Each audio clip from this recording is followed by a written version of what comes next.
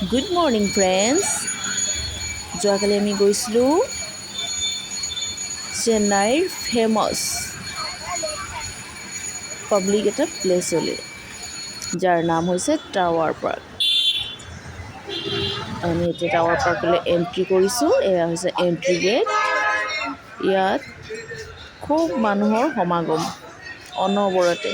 Holiday দিনাতো খুব বেছিয়ে মানুহৰ ভিৰ ভাৰ থাকে। ভাল লাগে আৰু ভিন্ন ভিন্ন প্ৰকাৰৰ মানুহক দেখা পায়, লগ পায়।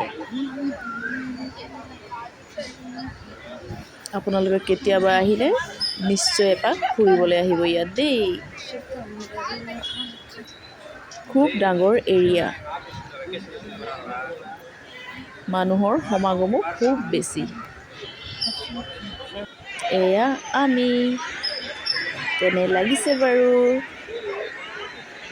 নিশ্চয় ভাল লাগিছে। ইয়ালৈ থওঁ দেই ভিডিঅ'টো।